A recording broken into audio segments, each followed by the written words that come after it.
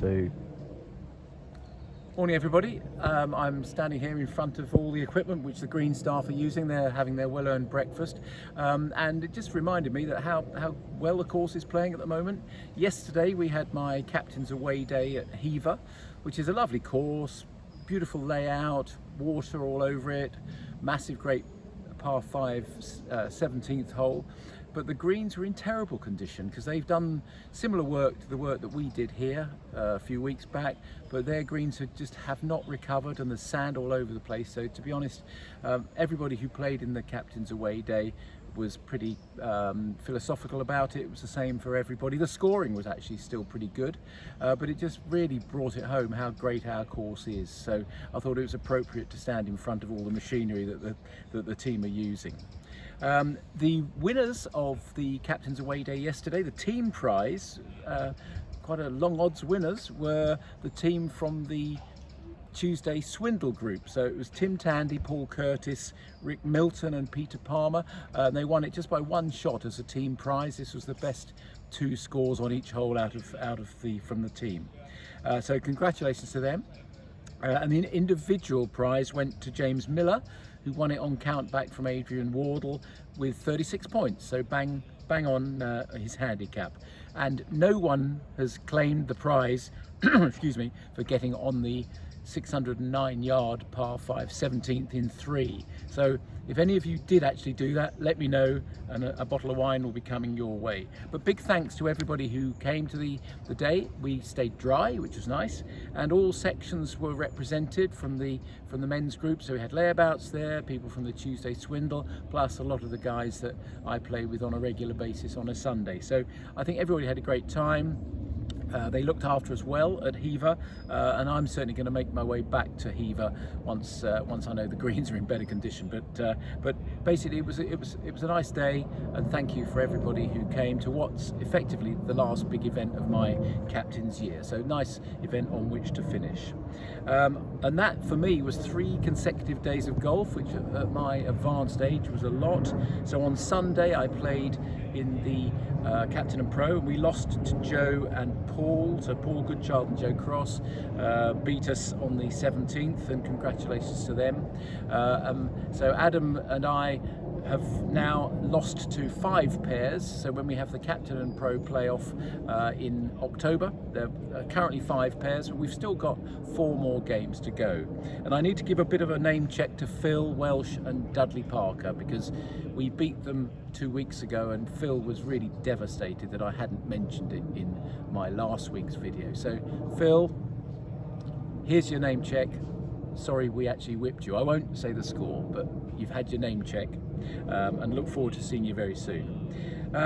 Last week was a lovely week. We had the Surrey Under-15s, Under-16 Boys Championship, and I acted as starter on the first tee, and it was an absolute delight to see so many polite, well-behaved but also competitive young men playing very, very good golf. The handicaps went from, I think the highest was about 5 or 6, the lowest was +3, and there were a couple of lads there, I thought that you're like 15 or 16, and there were a couple of 12-year-olds who were good enough to play in the Under-15s Championship. And it was a real pleasure, and they really enjoyed the course, and it was great to see not just them but also their parents who walked around with them and supported them, and it was a great day. And thanks to the whole team at Crome, who I think did a great job to put Crome in such good light with the county and with all the young people who were playing in that tournament. So and we're hosting another tournament very soon for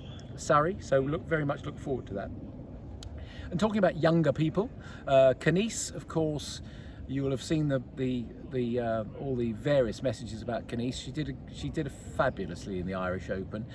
Sadly didn't make the cut, but at the end of the day she is still an amateur. So and she started with 2 birdies in her first round. So I was watching it as it unrolled on one of the websites, and I'm really hoping that she was going to continue, but as I've just spoken to Caroline, apparently her putter let her down, so unfortunately she missed the cut, but she did have a great experience at the Irish Open. And apparently one of the TV people she spoke to said, "Cromehurst, where's that?"